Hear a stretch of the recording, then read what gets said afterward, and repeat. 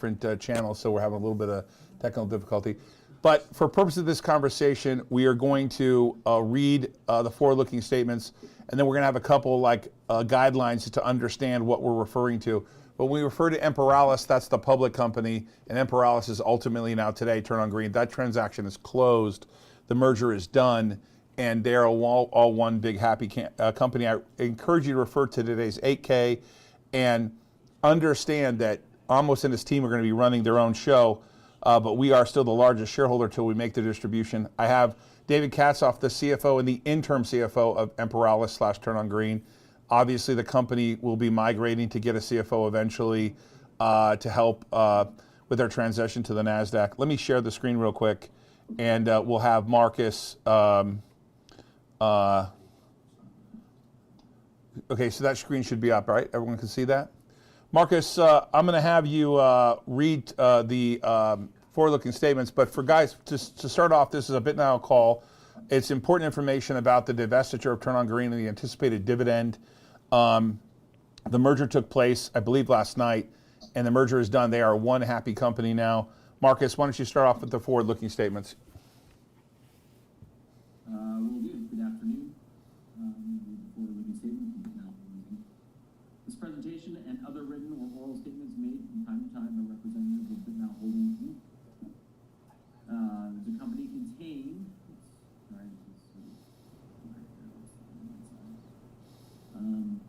Contain forward-looking statements within the meaning of Section 27A of the Securities Act of 1933, as amended in Section 21A of the Securities Exchange Act of 1934, as amended. Forward-looking statements reflect the current view about future events.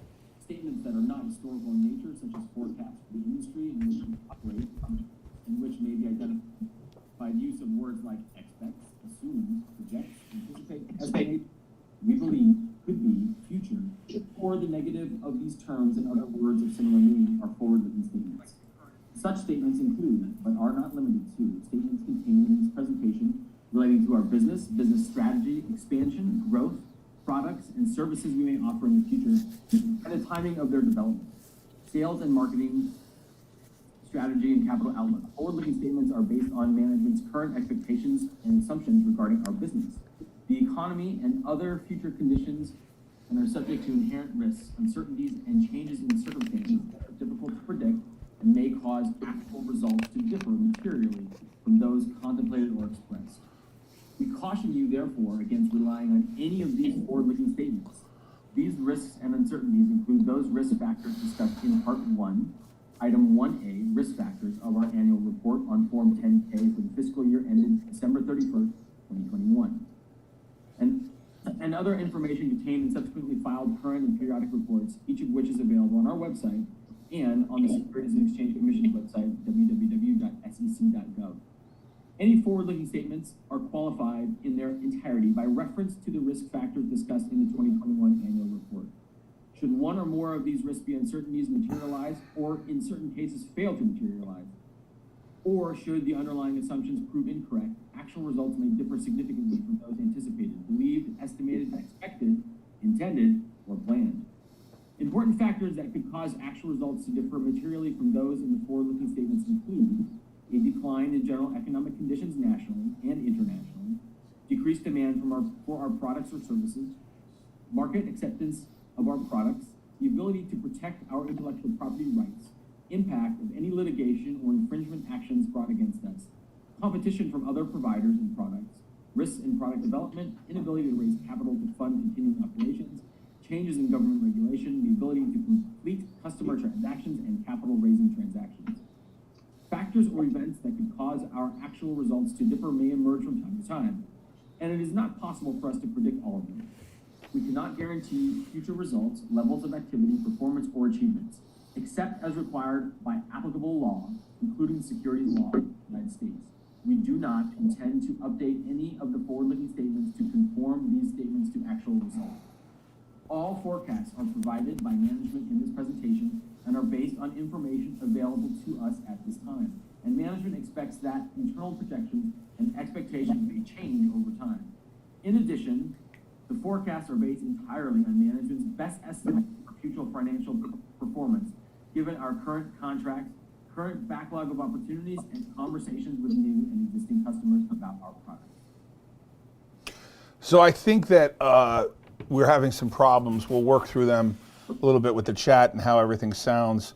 But I do want to welcome Amos to the call. Amos is the chairman and CEO of Turn On Green and Imperalis, which is now one company. Amos, welcome. Thank you so much, Todd. We have Ken Cragen, the CFO of the parent company, BITNILE. Welcome, Ken. Thanks, Todd. And then we have David Katzoff, who really, I don't know if people know this, but is probably like, if you were to think of like the sixth man on the bench and actually team manager at the same time, for all the companies we have, he is really the right-hand man of how we do everything at the holding company, because we're spread out over so many countries. I wouldn't want this guy's job. I don't know how he stays calm with me at the helm and will, but he does. David Katzoff, say hello. Hi, Todd. Thanks for the kind words. They're not kind. They're truthful. Unfortunately, I don't know how you do your job.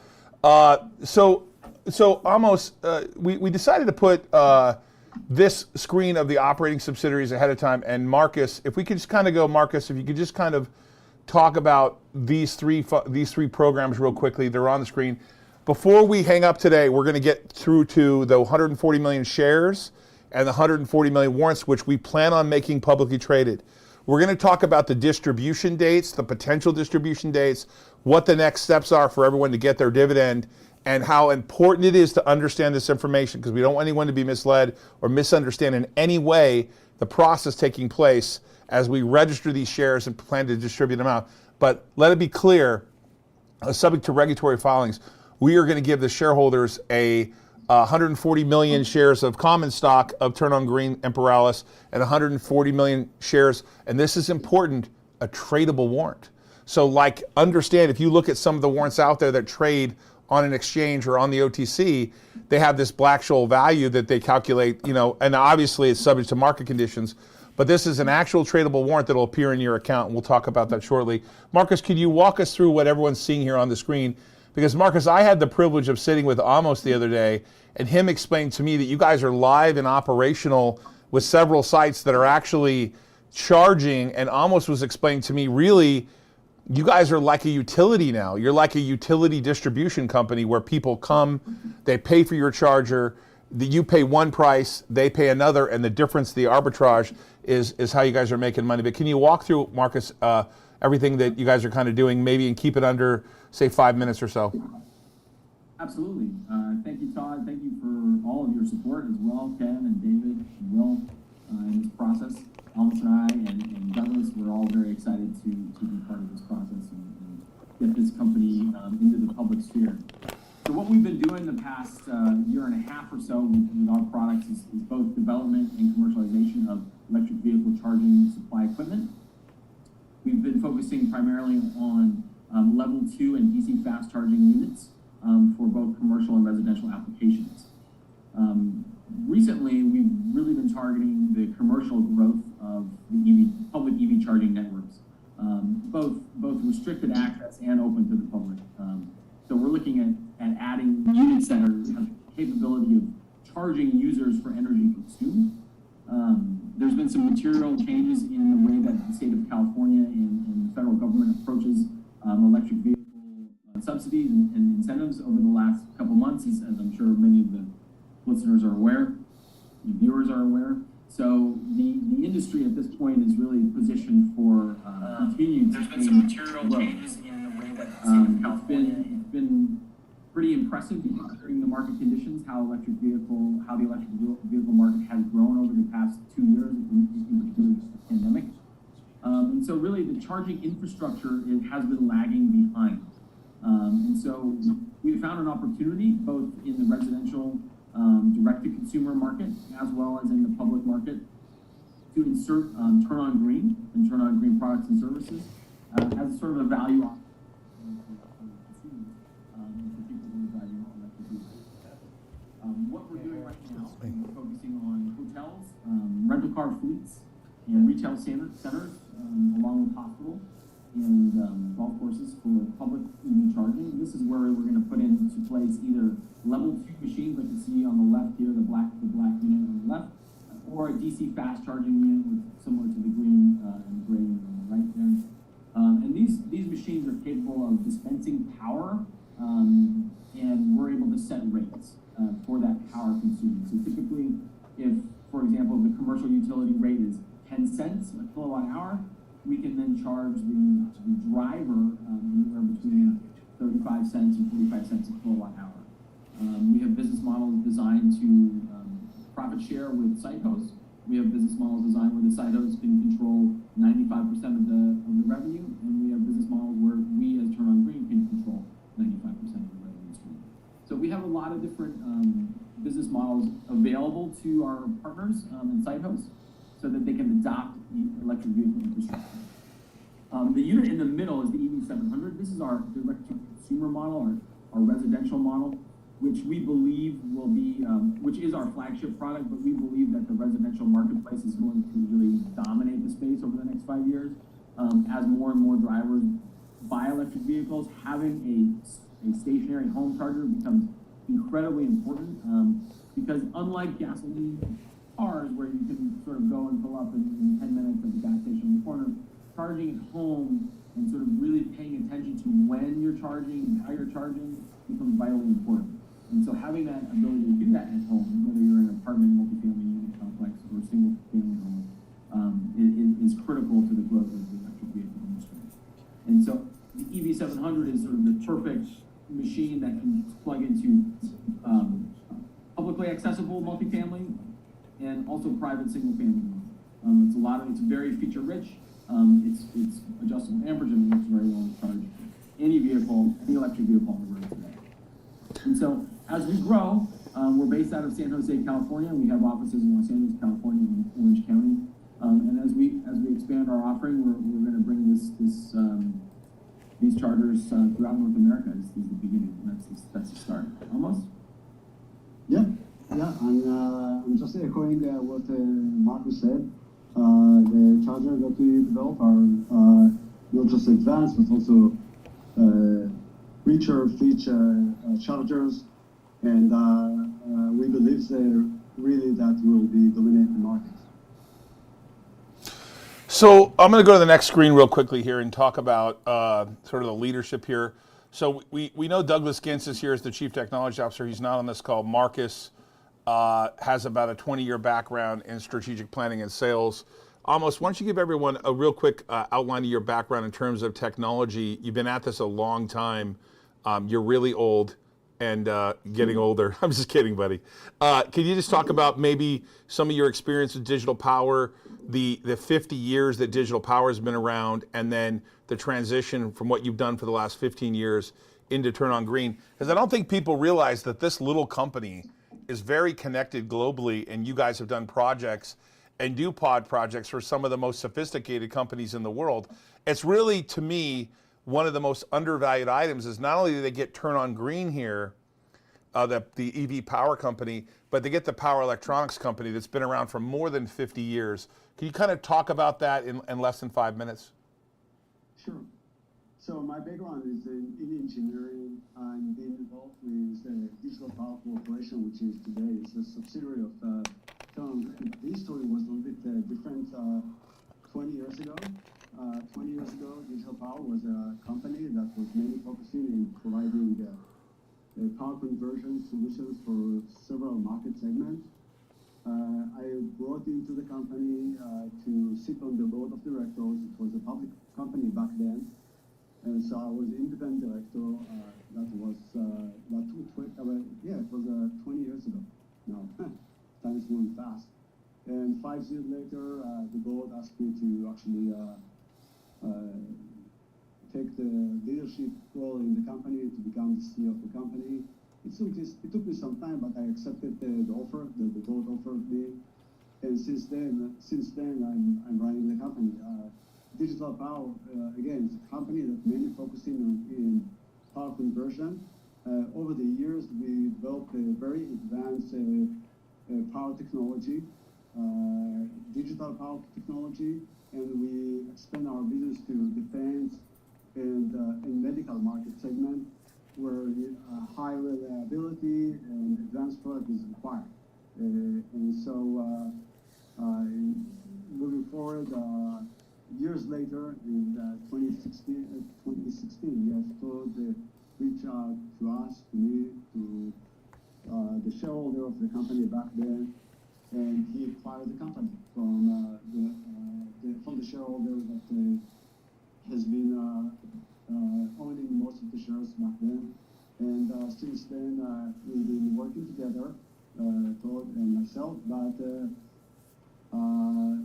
around 3 or 4 years ago, we decided to expand our business to another market, which is the EV business, EV infrastructure, to provide EV infrastructure services and technology, leveraging and benefits from all the infrastructure that we built, at least in my time, and for the last 15 to 20 years in the company, and with a very in-depth knowledge in electrification, electrical conversion, etc. And so we have started the development of the product line that we are having right now at Thermal Grid. We came fairly quick with advanced product line. Again, just benefits from an existing infrastructure that we already had for many, many years in place. And then Douglas and Marcus joined the company, and we set up a new operation that we will be mainly focusing in marketing, sales, and developing the EV business segment for our company. And since then, we expanded the business very significantly, I would say, having a very large rate of product line, as well as the services that we provide, and we establish all the businesses that Marcus just described. Hey, Marcus, I wondered if you could talk about real quickly how big you think the I equate where you guys are to where the internet was kind of when it first came out, maybe a couple years into it, where you didn't know how big it was. But when you talk about electrification of the United States and electrification of the world in terms of EV, about 50,000 new EVs a month hitting the road, but not enough chargers. And then this cycle of maybe if you could touch on this. And then Ken, I want to come to you and talk about spin-offs you've done in the past and maybe your experience with how to think about them as a shareholder. But Marcus, there's a huge demand for EV charging, and there's going to be home chargers. You recently announced a contract back east with an Avis subsidiary or Avis affiliate, and they're using DC fast chargers. And I got to sit and look at what Amos was showing me with the network being live. And at that point, I saw like 37 people charging their car and money kind of calculating at the same time. And it really became clear to me, I think Amos knew that I would love that. So he showed me like the funnest part of the business, which is here's all the EV chargers we have and here's all the payments we're collecting. How big is the potential market for you guys in terms of rolling out EV chargers? By the way, those of you who are in Zoom and on YouTube, we are going to be taking questions. So stay tuned for the questions. We're going to be answering them as soon as we wrap up. But Marcus, how big is the market, you think? And I really, obviously we talked about forward-looking statements, but just tell us in your mind how big the market could be for EV chargers. I think, the most of the projections put the compound annual growth rate of the EV charging market about 32%, between like 26 and 32%. The monetary side, I mean, it's in the billions. Right now, there are a handful of network charging companies that deal exactly with what you're talking about, which is basically acting as a utility where they're charging drivers for energy needs. Some of them you may have heard of, ChargePoint, Blink, et cetera. So there's a small conglomerate of them in North America. So there is room for us to move into that space with some strategic partners and to really grow and capitalize on the demand and capture market share over the next few years. And so we think the timing is really quite perfect right now for us to be entering this space, both as an EVSE company and as a green energy technology company with more on the plate than just EV chargers, as almost alluded to. I think on the digital power side, there are pieces that are in development for bigger telecom industries and like that we've discussed in the past. And we have our eyes set on other types of power generation between wind and some other things that we've talked about. But there are segments of the market that that we're trying to address right now that have been largely overlooked on the EV. Everyone's so focused on just sort of the passenger car, but there are electric buses coming, and there is a lot of federal funds and state funds for electric buses coming. There are electric trucks for trucking that are coming. So there's depots that are going to need to be set up. There's a whole slew of things that are going to happen over the next 5 years, for which we are positioning ourselves to take advantage of and grow and help this company grow as the industry grows. Ken, as we transition to becoming, now that Turn On Green is public through Imperalis, and you have, and I don't know if people pay attention to this, but you were the CFO of a $1 billion NASDAQ company, and you've been a CFO in Silicon Valley before for companies that have done spinoffs. So, when you look at what we're doing, can you kind of, in your mind, think about value creation, sort of the advantages of Imperalis / Turn On Green being a separate company and being dividend out to the NILE shareholders? Yeah. I was at a company, it was CQ Microsystems back in the day, pioneers in digital video, and within one company we had a semiconductor business and a systems business. And it was difficult for the market to value it properly. Do you get valued as a semiconductor or a system? And so we did we split off the system business and it merged with another public company. And that added a ton of shareholder value at the time. And so I think we have a similar fact pattern where we have a power supply and EV business that's very attractive to a lot of investors that's been within our holding company structure as a public company. So as of today, Turn On Green is its own public company, and people can buy shares of Turn On Green. And people that want to invest in EV but maybe don't understand investing in a cryptocurrency mining company. So it's an opportunity for Turn On Green to get a fair valuation as a standalone public company, and gives them an opportunity to access public markets because there's a lot of growth and a lot of infrastructure that needs to be built. But it's going to benefit. We anticipate it'll benefit our shareholders as we own not 100%, but almost 100% of right now, and we're consolidating Turn On Green and Imperalis. But as this slide alludes to, there's an opportunity for us to dividend our common shares to our shareholders. So then BITNILE itself doesn't own the shares in common, but our shareholders will. And Todd, you probably want to touch on that aspect. Yeah, I do. So I really want to emphasize something, that this is the part about when we're going to have a record date and how this process is working. This is probably the number one question I get is, when are we going to get the shares? So there's significant liability if we do not deliver the shares. So the way that this is done, and I'm using forward-looking statements, and I want to be clear, this is a really general idea. The company has set a goal to have the shares distributed this year, okay? That's our goal. I want to repeat this again. Our goal is to distribute the shares this year.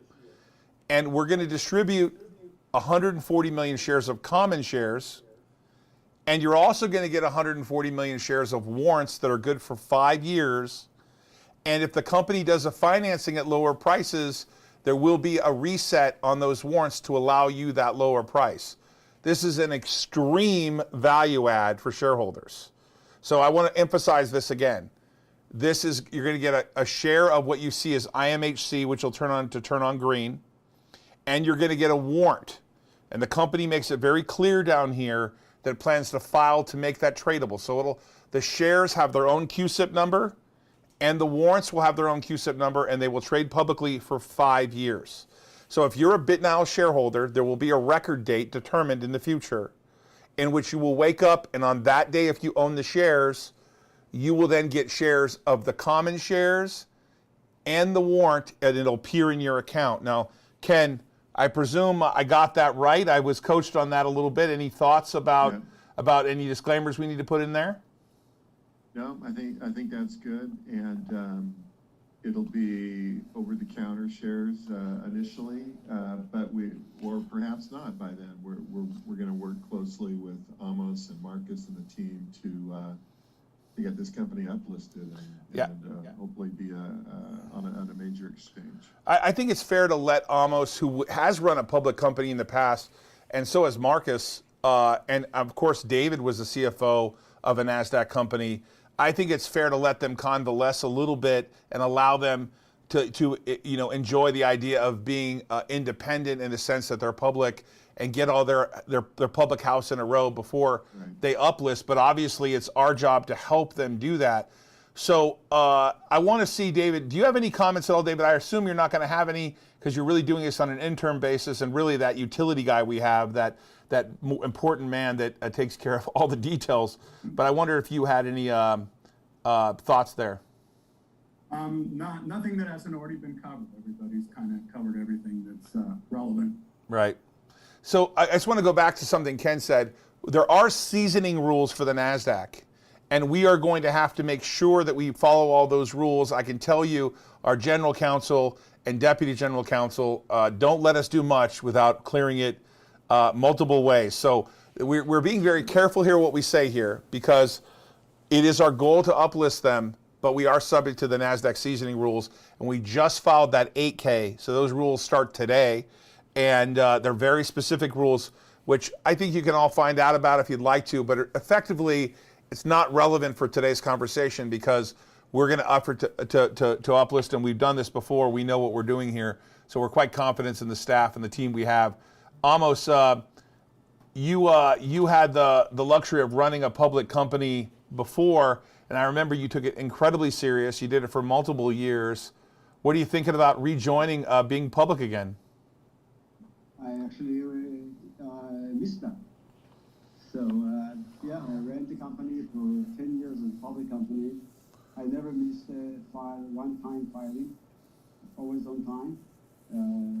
No issue all the years. I thought that it would be a good time for me to have some break, but I'm missing it, and I want to go back to run a public company. So almost maybe before we start taking questions, you could talk about your new headquarters in Silicon Valley. I know you're pretty proud of it. It's a large facility. You're engineered for growth there, and having Marcus on as your chief revenue officer and now the president, and this is a commercial. I'm telling you guys, this is something we've dedicated our time to. And when we distribute you out shares of common shares and warrants of the company Turn On Green, we are still going to be involved, not from a consolidated standpoint. They will not be on our balance sheet. We will not be consolidating the revenue. They will be independent, but we're still going to be preferred shareholders because obviously we have money invested in the company on the preferred side. But Amos, let's talk about your new facility up there. Yeah, actually, I love it. We moved to this new facility about 4 months ago. It's really in the heart of Silicon Valley, near Cisco headquarters. All the Cisco buildings here is all in a walking distance, actually, from where we are.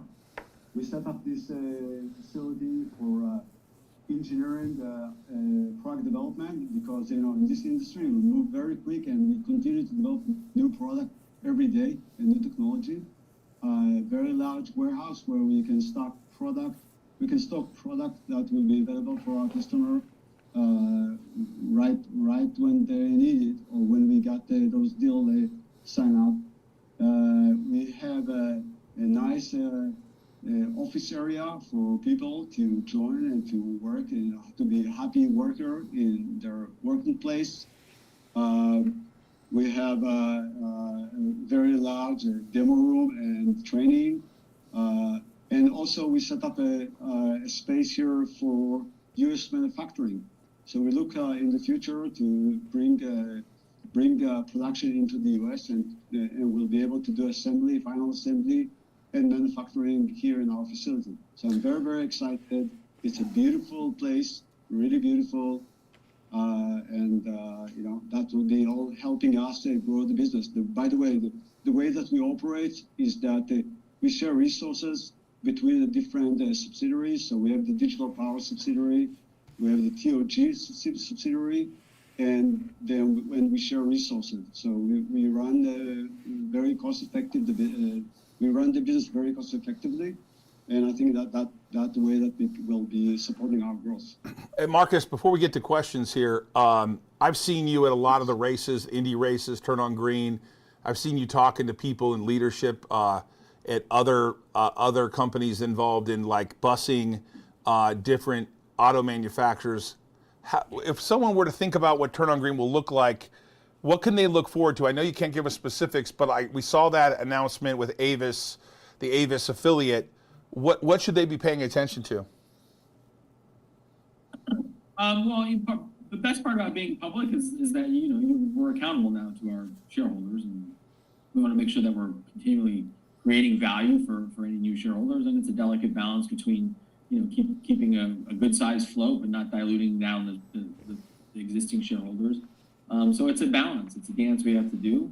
And part of that dance is really expanding new markets, entering new markets such as the rental fleet market, and becoming kind of the primary player in those markets. So what we're targeting from a strategy standpoint are medium to large fleets, small, medium, and large fleets, because we feel that the rental car industry in particular is going to be a huge driver of EV adoption. And as the OEMs mandate certain sales targets for anybody that's buying a car, and you've got to remember that rental car companies are basically auto dealers, and so they're bound by the same duties as other dealerships. And so the OEMs are saying, listen, if you want to own a minivan or you want to buy a Suburban, you also have to purchase 5 or 10 EVs from us as well. As California and other states adopt a zero ICE car by 2035, there's going to be huge opportunity in the industry, and they're all going to need power. They're all going to need the ability to charge their car, and we're going to keep developing products that can do that, and can do it efficiently and affordably. And so, we're excited to be able to grow in these sort of new spaces that are not occupied right now by existing charging companies. One second. Ken, I'm going to ask the question. The first question that's important is the impact of the transaction on BITNILE's financials. Before you answer that, let's think that through. And I don't know. I know that David and Will is listening on the call. But Ken, when I think about the impact on the financials, the first thing I think of is that one, Turn on Green will have its own capital and not be reliant on the parent company. So that's important. Right. Two, as we all know in the charging business, like the early days of the internet, there's going to be a lot of installation costs and a long build out of a charging network. So we won't be consolidating their financial results. Three, I know that in consolidation we cancel things out, so we have a preferred. So can you, to the best you're comfortable with, talk about the financial impact on BITNILE of what happens when Turn on Green is spun out? Yeah. We continue to consolidate until we dividend out our common ownership. So, and when you merge together two companies under common control, you bring it over at the historical cost. So basically, we've been reporting Imperalis on their own 10Qs and 10Ks. And then we've been reporting Turn on Green as a segment historically. So we're just merging those together, and then going forward, we'll consolidate. But you're right. Any investment we have, it shows up as an investment on our books, but it's also equity on Turn on Green's books. So when we roll it up together, that preferred and then their equity will eliminate. While they're a majority-owned subsidiary and consolidated. Yeah, so I think that the long-term ramifications of this will be an increase. Ken, am I right to say that our asset value would go up because we'd be marking that preferred, or what would that look like? Well, after once it's spun out, then and we're no longer consolidating, then we will mark to market our investment in Turn On Green, and as they as we have Amos and Marcus and team have great plans for growth and creating shareholder value. Our preferred will go up as a result of that, and so even though we're long term we won't be consolidating, we will get the benefit of that preferred holding, and our assets will ultimately go up. That's what we expect. Yeah, but you as a shareholder, so I keep getting the same question about like when the share is going to be distributed. Our goal is to do that before the end of the year. Our goal is to set a record date as soon as possible. Now, here's what you need to pay attention to. If I'm a shareholder, what do I need to pay attention to? I need to look for the date that the S1 is filed. So let's think about this. Our legal team is going to file an S1, and it's going to be to register the shares, common shares, and the warrants for you guys, right? And I'm a shareholder too. So we're going to get dividends, right? But we're not going to get them till the shares are registered. So once we get the comments from the SEC, if any, and they're ready to clear the financials, we will clear the S1. We will then declare a record date. I have to say that this is something that David, who handles all the functionality with the transfer agent and stuff like this, will be intimately involved with, and we will update you on that. But I would just say to you, I want to use the right word. I would say imminent, but imminent means look for the S1 to be filed shortly.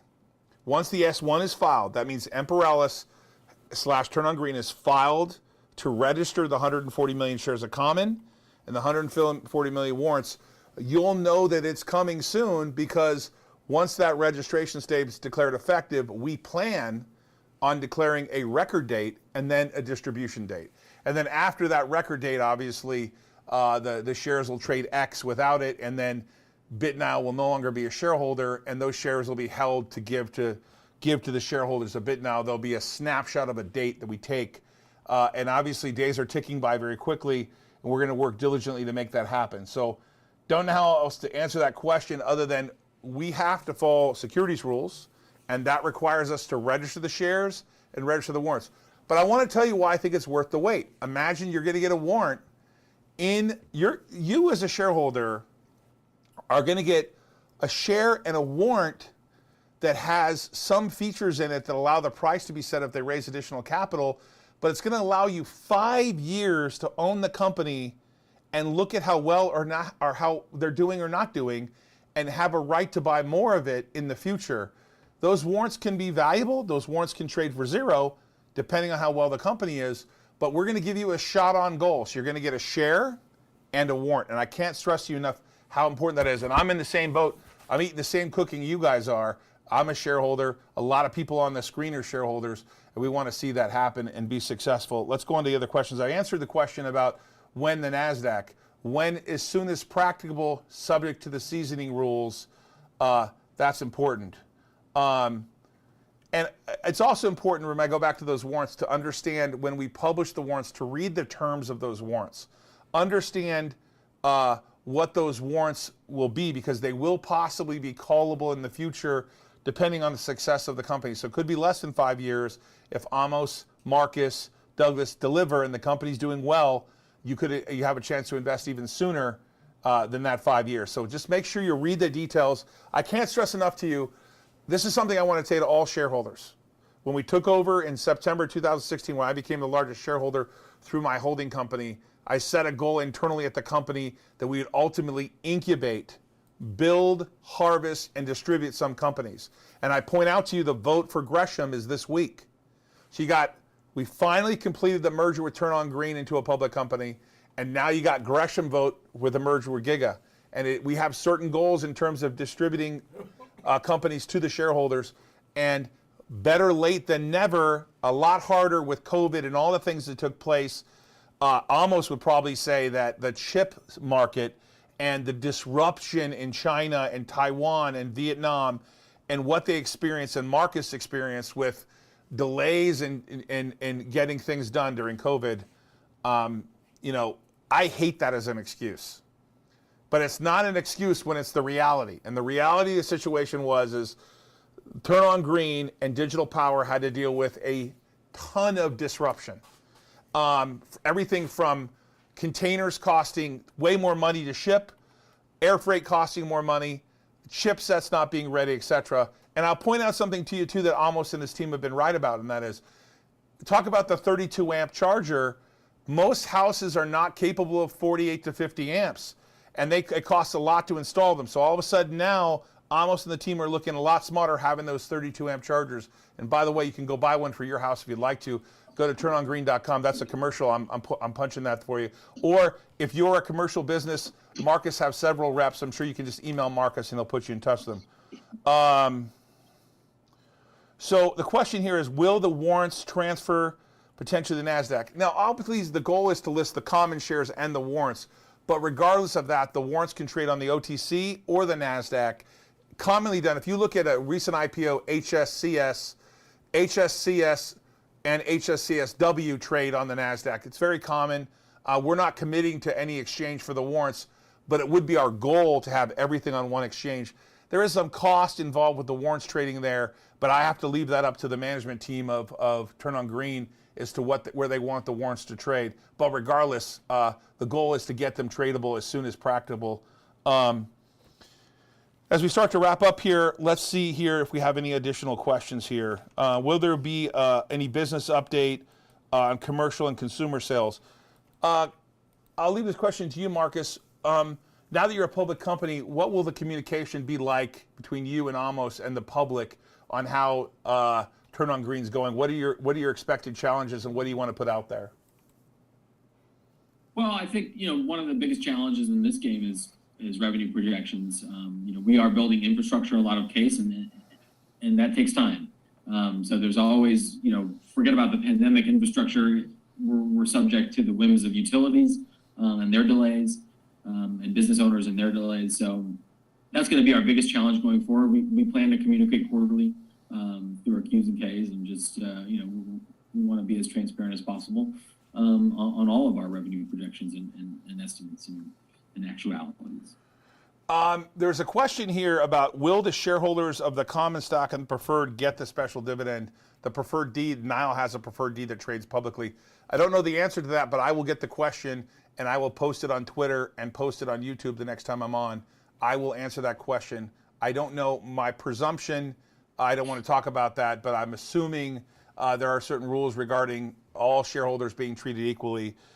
We plan on distributing all 140 million shares and 140 million warrants in their entirety. So I will definitely get back to you to let you know about that. The 8K was filed today, so I encourage you to go to the 8K for Imperalis. IMHC is the symbol. And by the way, IMHC owns Turn On Green now, and the largest shareholder of Turn On Green, IMHC, is BITNILE. And those shares are being held for dividend. So we will not be selling those shares.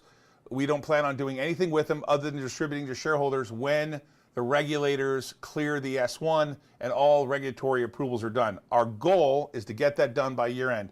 I keep getting the same question over and over again.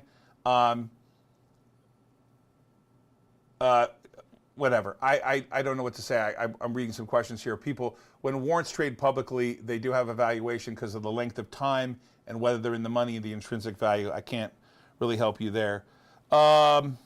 How can the average investor get involved in Turn On Green? Turn On Green is going to have its own capital structure. Marcus and Amos will, I'm sure, include the shareholder base there. I would go register at turnongreen.com to let them know you're a shareholder. They do have a place where you can get on an email list and pay attention here. Any more important questions you guys want me to answer before we hang it up? Amos, I'm going to give you the last word, but before we do that, Marcus, any thoughts before we hang up? We are very excited to this day, and we're really excited to be working with BITNILE and all of our shareholders to help expand electrification across the country. I will tell people that you should pay attention. I hear people criticizing Alt Alpha for buying stock. I don't know where that criticism comes from. It makes no sense. It absolutely really makes no sense that people criticize that. But let's say then they criticize me for buying stock. but I buy it. And I can only tell you through my actions what I believe. I believe in the team. I've been a supporter of Almost now for about 4.5, 5 years, and I believe ultimately he's going to build something with Marcus and Douglas that's going to have value. Ken, any last words before we part company? No, this is a big step, and it's we're happy to start executing on Todd's announced strategy of getting some of these assets public. Mm-hmm. This is a big step. We'll have another big step later this week with Gresham. Expected with Gresham and Gigatronics, and so we're glad to see the progress, and we congratulate Amos and Marcus and the team on getting to this point. Yeah, I've tried hard to explain this to people that this was a 10-year process. This is the first dividend of what is a multi-year strategy in terms of what we're doing after we built the company with almost $600 million in assets, and really not a lot of that asset value intrinsic in Turn On Green. The best way to unlock value is to give it to the shareholders. We feel the same way with Gresham. We're not committing on what's going to happen with Gresham yet because that's subject to the EC and the board approving things. But we have said publicly for many years that we want the defense business, which has been around a long time, in some cases 63 years for Microphase. You got Enertech over in Israel. You got Gresham Worldwide. Gresham. You got a very big, we actually have a big footprint in a small defense company doing great stuff in terms of single source supplier for things like the F-35 and other military contracts. And what they're doing over in Israel is fascinating. We plan on doing something with that. We'll be updating you soon on that when we have that shareholder vote come through. Almost, I'm going to leave the last word to you. Any thoughts on your future as a public company and Turn On Green? I got pretty excited with what you were showing me on how the network works and how the app works and how you can track installations. What are your thoughts on the future? Yeah, first I want to say that we are very excited to be part of a large community that focuses on providing technology and services to reduce carbon emission. I mean, this is great. You know, we're part of the main objective of the world today. And in the future, you'll see a company that provide not only power conversion and EV chargers technology, but a company that provide also other energy storage and green technology and services, such as wind turbine, generator, advanced battery technologies, energy storage systems, all those together, and we'll be providing those in a comprehensive tipping solution. So one will be actually touch the other, and will provide a complete, comprehensive services. So Turn On Green's got distribution in Canada. It's got distributed in the Midwest. It's got Marcus out there with sales reps. We're excited to be part of the future.